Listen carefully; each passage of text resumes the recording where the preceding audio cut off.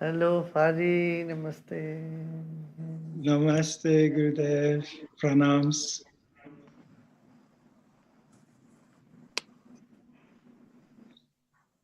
It's a great joy for me to introduce this unique panel conversation with Gurudev, Shri Ravi Shankar, and our very distinguished panel of scientists from the United States and Norway.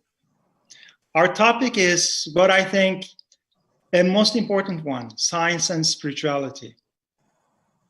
During the lockdown days of the pandemic and its continuation after the societies opened up as we experience now, as most everyone, we as scientists have had the time to look inward and ponder about some fundamental questions of life, and of course about our scientific pursuits as well. And I believe that the link between science and spirituality has been a frequently visited area. This is the topic of our discussion today. My name is Fahri Saatçıoğlu, and I'm a professor of molecular and cell biology at the University of Oslo in Norway. My scientific interest is in cancer biology, but I've also been interested in the biology of the benefits of traditional and spiritual practices, such as yogic breathing and meditation on health and wellness. This perhaps constitutes an obvious point of connection between science and spirituality, and how this may be relevant to global challenges of today through implementation of these. From a different vantage point, however, these two important ways that we approach our lives with are considered by some to be diametrically opposite and are often thought to be on a collision course. This is why science and spirituality has been a topic of discussion ever since the beginnings of science as we know it. We are very fortunate today to have this opportunity to have a conversation with Gurudev Shri Ravi Shankar, one of the most prominent spiritual teachers and educators in the world today, and our very distinguished panel of speakers who will share their views on this most important subject. I would first like to briefly introduce our panelists. Our first panelist is Dr. Gökhan Hotamışlıgil, J.S. Simmons Professor of Genetics and Metabolism at Harvard University, Boston, United States. Gökhan is a world-leading expert in genetic and molecular basis of obesity, diabetes, and chronic metabolic disease. He has been a spokesperson for science of COVID-19 and has also started to conduct research in this area. He also has a keen interest in the societal importance and the unifying role of science and science education, and is a highly sought after speaker in the US and abroad. Welcome, Gökhan. Thank you, Fahri. Our second panelist is Professor Inger Sandli, who is a molecular immunologist at the University of Oslo, Norway. Her research group studies the structure and function of antibodies, as well as the receptors on a class of immune cells called T cells. The goal of these studies is to engineer antibodies and other molecules for use in therapy and research. Her research has resulted in a number of patents and establishment of several biotech companies. Welcome, Inger. Thank you. Our third panelist is Dr. Güven Güzeldere, who is a cognitive scientist and philosopher of mind and science. He has taught at Stanford, Duke, and most recently at Harvard University, and is currently on a book writing timeout. Güven's research interests are in the comparative study of mind in humans, animals, and artificial intelligence systems, the phenomenology of consciousness, the cognitive underpinnings of religious belief, and the evolution of these topics in the history of science. He is the author of numerous publications in these areas. He is also very keenly interested in bringing science and philosophy to the general public, and does that, among others, through a weekly radio show that he has been hosting for the last 8 years, recently including offshoot second weekly show on the COVID-19 pandemic. Welcome, Güven. Thank you. Our fourth panelist is Dr. Arnold Rapson, who is the director of the Child Health Institute of New Jersey and the Laura Gallagher Chair of Developmental Biology at Rutgers Robert Wood Johnson Medical School. Dr. Rapson is a molecular virologist, and he studies human viral infections such as HIV, AIDS, and recently the SARS-CoV-2, the virus that's responsible for the ongoing pandemic, as well as human cancer biology. He has an illustrious career with both scientific discoveries and key leadership roles during the last 30 years at Rutgers Robert Wood Johnson Medical School, and has a long-term interest in meditative practices. Welcome, Arnold. Thank you very much, Tor. Gurudev, Shri Ravi Shankar, we know that you have a science degree and you have been one of the most influential spiritual educators around the globe in the last 4 decades. The topic of science and spirituality is thus a very familiar subject to you, but I believe it has been accentuated in the context of the current pandemic, both from the scientific and spiritual angles, as we all have been watching closely the enormous scientific effort to mitigate the pandemic, as well as the existential questions the lockdown invariably brought in all of us. To facilitate our discussion today, could we please request you to define for us what spirituality is and whether it has any connection to the scientific outlook in our lives and the world around us? Gurudev, please. Now, here in India or in the Orient, from long time, science and spirituality was never considered as opposing each other. What is this manifest world? Knowing the manifest world and then inquiring into who am I? What is this consciousness? Who am I? These are and have been the part of philosophy here in the East. So, from ancient times, that's why the scientists and spiritualists never had any difference of opinion, because the criteria here was the same. It said first you know, then you believe. The spirituality did not tell you must believe. No, it said you be open-minded and then know what is this first. So the 5 elements were studied, understood, and then you go to the subtler things like mind, intellect, memory, ego. These are the things. And then that's something that is a reference point for all changes in us, in our consciousness. To explore what is this something that recognizes all the changes. This is the next step of it. So, material science blended with spiritual science, as it just spirituality flew one into another. Now, nobody can say, I don't have spirituality, I don't believe in it. You know why? Because we are made up of both matter and spirit. As we need food, rest and other things for the body, amino acid, carbohydrate, protein and all that. Like that, our consciousness thrives on energy, peace, love, compassion, and all different colors of emotion, but consciousness is only one. That,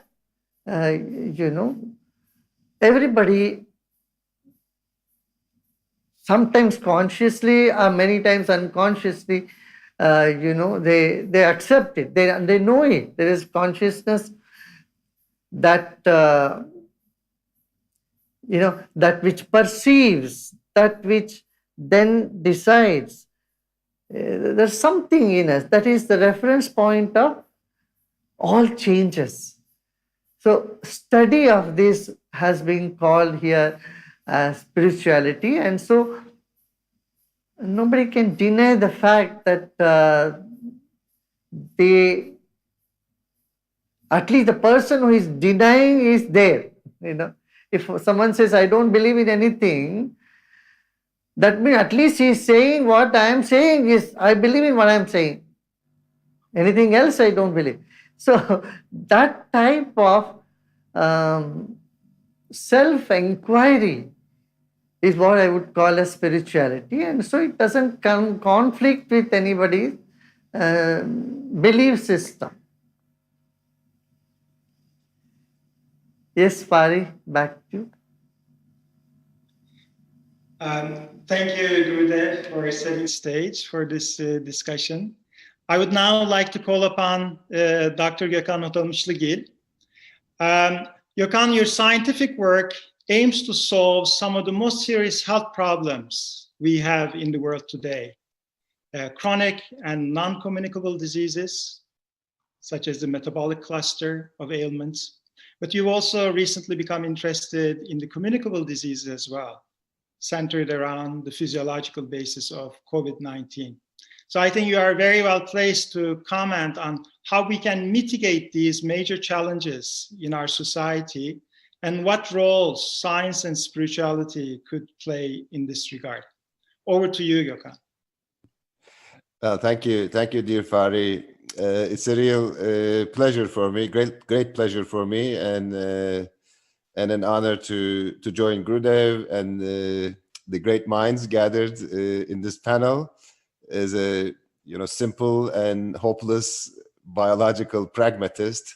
So not really deserving to be here. So I'm actually going to frame few thoughts and few questions, mostly from my personal experiences and perspective. And as I said, I tend to think everything from a window of chemistry and biology, and have long been thinking, how to find harmony for such as soul in the world of spirituality.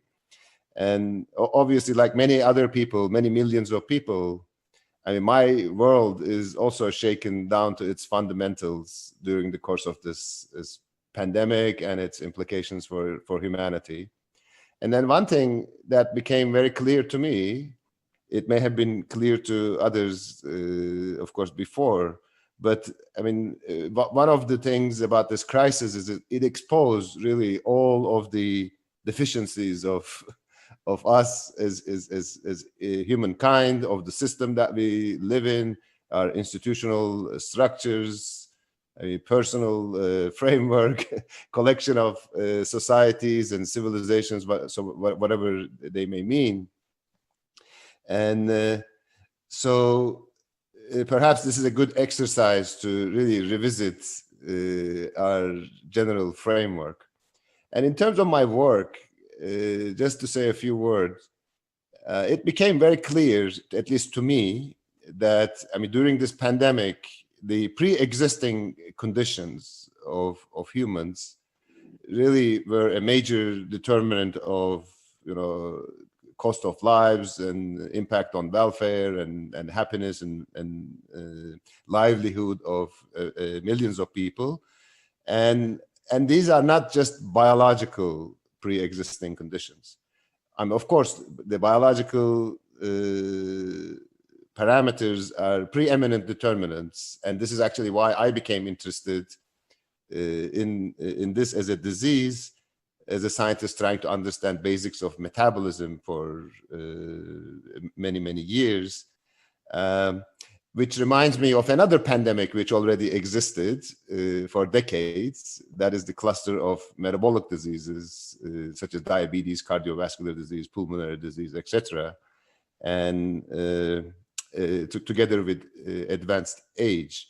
So, in a way, if we have been doing a good job in dealing with an existing humanitarian problem and pandemic, perhaps this COVID-19 would have been of much less consequence and significance.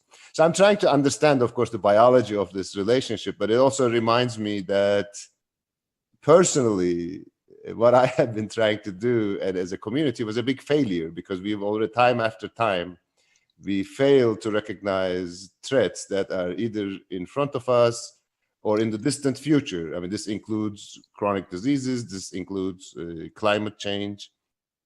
And so one way of thinking about this is an area that science really did not deliver.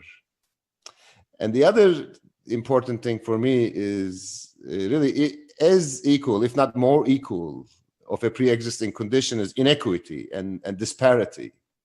And of course, this existed for centuries. We knew about this, but we also knew its consequences, but we couldn't really eradicate it. I mean, we eradicated other diseases, we eradicated some other infectious diseases, but we couldn't help to eradicate this major and widespread pre-existing condition.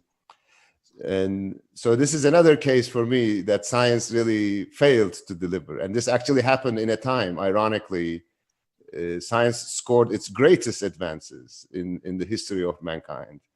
But yet, I mean, it really did not deliver its promise in the area of, compassion, love, peace. So this was yet another, I think, area where we couldn't get what we hoped from science. So these are some of the questions that I have, I think, in this context is why was this the case? So what was the obstacle for science to serve humanity better? Is it because of the human deficiency in believing in science, or deeper integration of science and its very beautiful world into their life? And is there a room for spirituality to help this failing aspect of science? And also personally, of course, I mean, for someone thinking a lot in terms of chemistry and biology, how can a new framework be defined, or can it be defined, that will help our mind, which is constructed as based on measurable things, to venture into the spiritual world? And I actually remember, for example, is it like what Einstein said, that the design of God in his words was the source of art and science? And lastly, I have, if time allows, I'm very, very curious about one thing.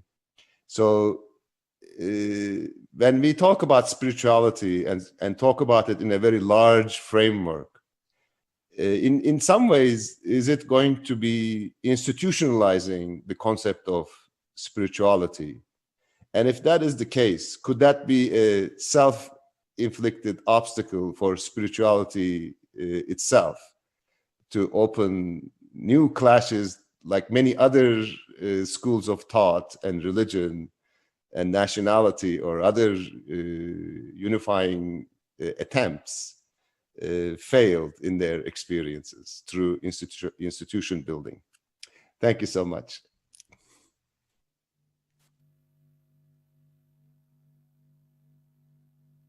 Gurudev, would you like to comment? No, Shall we go? yeah, we can go ahead then. Yeah. Yeah. The second panelist is Professor Inger Sandli. Inger, science has been a very powerful tool to simplify and elevate the quality of our lives, and it's necessary in the wake of major health issues such as the pandemic we are in right now. One could say similar points on spirituality, as described by Gurudev a few moments ago. As an immunologist, what comes to your mind when you think about this connection in the context of the current pandemic? Over to you, Inger. Thank you. Yes. Thank you so much for the opportunity. It was wonderful to listen to you, Gökhan, and how similar our thoughts are in many ways, and then at the same time different. But I'm also like approaching the same kind of questions as you do, and because the pandemic has brought my area of knowledge into focus for all. So my research group, as well as the research groups of colleagues internationally, we have put our regular work aside, and we now spend all our time and efforts on fighting the pandemic. And each of us building on the knowledge that we already have gathered. And so the approach of every group will be different, even if we now sort of focus on some of the same problems. So my group is working to test signs of immune responses to coronaviruses, and with new design for principles for therapy. So I watch as the scientific community shares results much more efficiently than before, which is a great sort of, makes it a great challenge to all of us and a greater responsibility when we read each other's work, because I read new results that appear daily. So I'm one of those who feel confident that there will be new modes of therapy available, and that most importantly, a vaccine may be as early as towards the end of the year. And I believe that our already established knowledge and all the new knowledge of viruses, cells, and molecules will prove to be a powerful tool to help humanity. But that said, the pandemic also emphasizes great unfairness. So inequity, disparity, but I called it unfairness, because I can decide for myself that I do not want to get infected by this virus. And so I can retreat to my home office, but whereas so many others cannot. But more importantly, advanced healthcare, new therapies, and the vaccine will not be available to all for a long time. So this brings sort of my question, sort of the spiritual question, you could say, how we can all be caring and show compassion in times of a pandemic and spread it to others and also to our social system. What can we do that will result in change? Thanks, Ginger, for those comments and your question. I would now like to go to Dr. Güven Güzeldere. Among the panelists, Güven, you are arguably the one who spent most time thinking about the mind, intelligence, and consciousness from a scientific angle. Topics that are, of course, at the core of spiritual exploration of life as well. Would you like to offer your thoughts as to how science and spirituality may interact? Over to you, Güven. Okay, thank you. First of all, thank you for organizing this event and inviting me too. I think in most general terms, science approaches its subject matter from a third-person perspective and asks the most fundamental questions in terms of what is this or how does it work? Whereas the quest for spirituality generally begins with first-person perspectives, either in the singular or the plural, and asks questions such as, who am I or who are we? These two perspectives, I believe, are not in conflict with one another. In fact, quite the opposite. They support one another. And I think this way of thinking about spirituality has, in its most sound foundations, scientific work and scientific progress. What do I mean by that? If we look at the etymology of spirituality, we know that it comes from the Latin word spiritus, And that goes back to the ancient Greek word psyche, which started out meaning something like breath, the value and utility of which you in the Art of Living Foundation know better than most anyone else in the world. However, the word spirit took on a different meaning in the Middle Ages, starting 14th century, and with the influence of Christian theology, it came to mean something like a substance, a volatile substance that evaporates quickly, a substance that evaporates from our bodies when we die. And it became a means to define what human beings are. I think that's the wrong way to think about spirituality. I think spirituality is an approach to life and to ourselves and to all other human, all other living beings, to situate ourselves within this vast network of relations and in nature. If we think of spirituality that way, as an approach or as a way of life, it really doesn't matter what the constituency of our bodies are.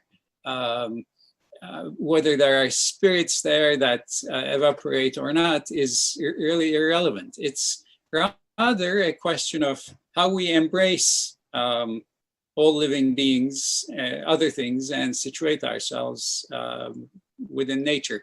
If we see it that way, then we can also notice that the question of who am I or who are we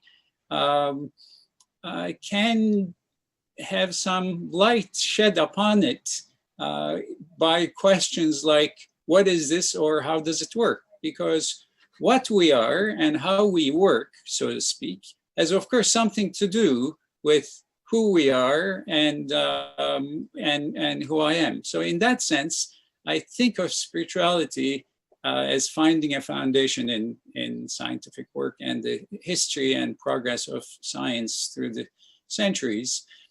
One question that I would like to pose is, while I think that spirituality involves other beings other than myself, in order to situate myself within nature, I'm not sure if it's applicable to beings other than human beings. This is a question I've been thinking about in the comparative study of human minds and animal minds and so forth. And it's a question I'd like to pose. What it takes for a certain being to have spirituality emerge as a dimension of its being. Are there necessary cognitive factors? Are we human beings exclusively the spiritual things in nature and nothing else can be? Or is it applicable more generally? That's my question. Thank you very much. Thank you, Güven, for those comments and the question. I would now like to ask a question to Arnold Rapson, who, as I introduced earlier, is a virologist who's been working on the past and the current pandemics and has been interested in meditation. So, Dr. Rapson, are there fundamental yet common questions that are asked by science and spirituality? Over to you, Arnold. Thank you, Fari. First of all, my deepest thanks to you and to Gurudev for organizing this fascinating discussion. I've been thinking a lot about this over the last few months, and particularly focusing on a shared question, I believe a shared question of what is life, something that science approaches and spirituality, spiritual thinkers have approached for millennia. And as a virologist, I look at viruses that span that borderline between being alive and not being alive.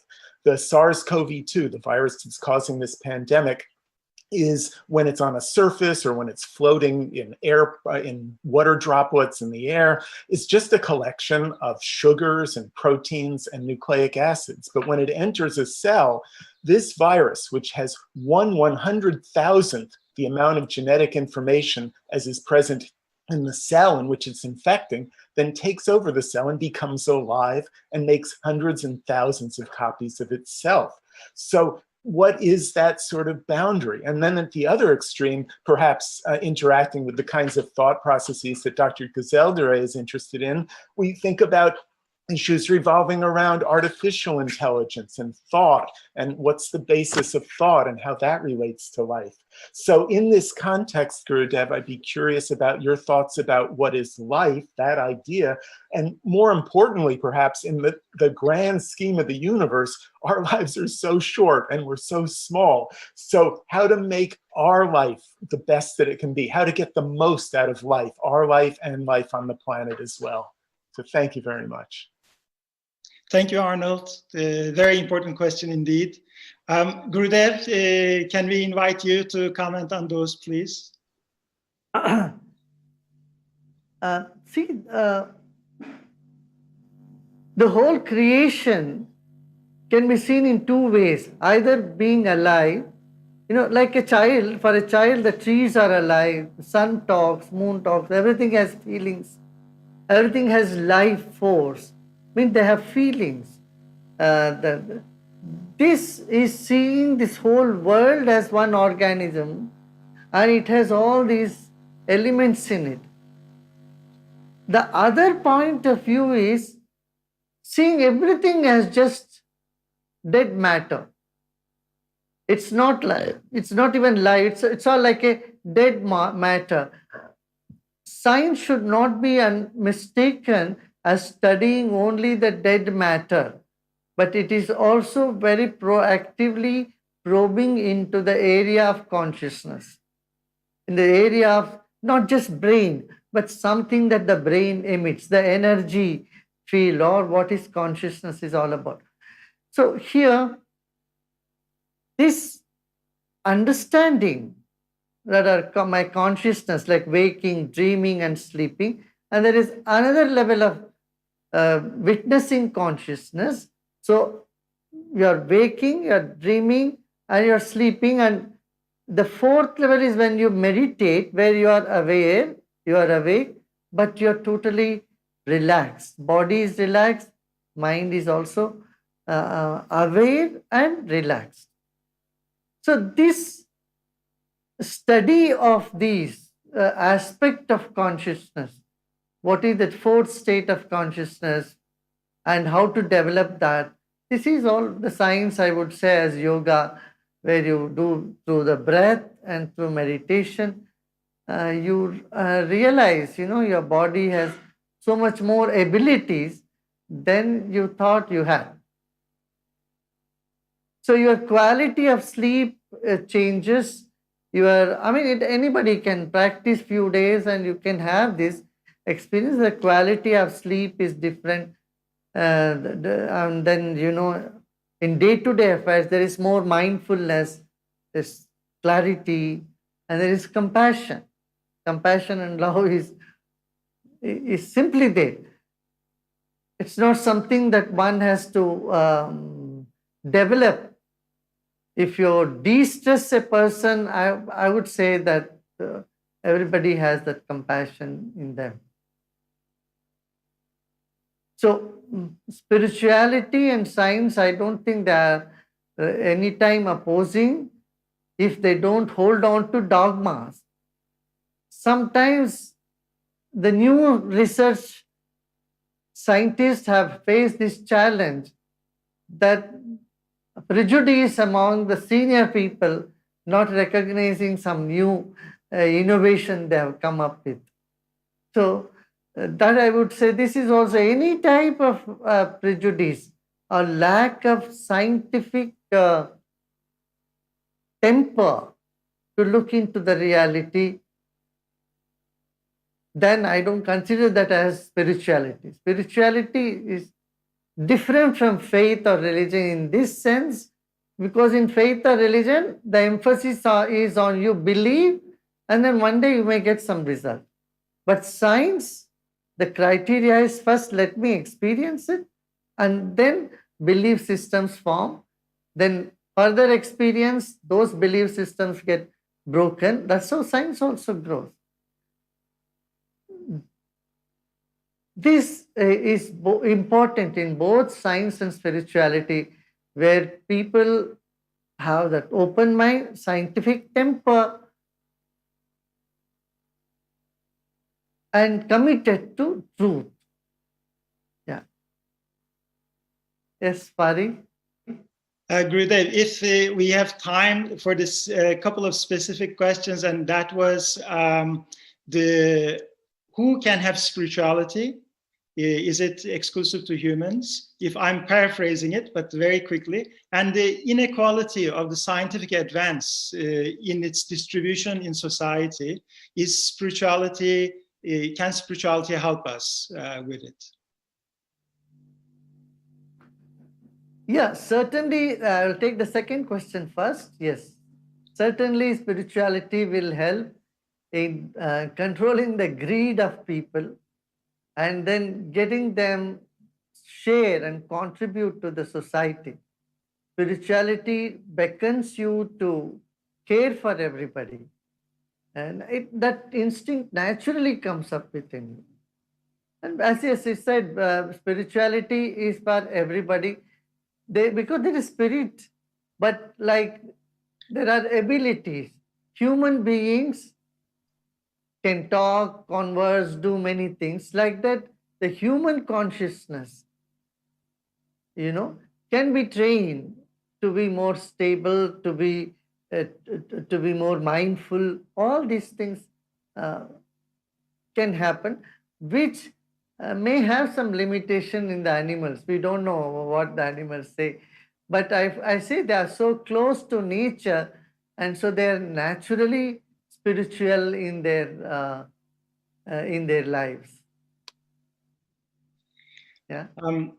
I know that Gurudev has to run to another meeting, so unfortunately we have to stop here. I'd like to thank Gurudev, Shri Ravi Shankar, and our distinguished panel of scientists for this fascinating discussion. For me, it's clear that every one of these topics that have come up deserves a much longer, in more detailed examination. So I hope that we can again have this opportunity to delve into these topics with Gurudev in the near future. So once again, I'd like to thank Gurudev and our panelists for this very thought-provoking discussion.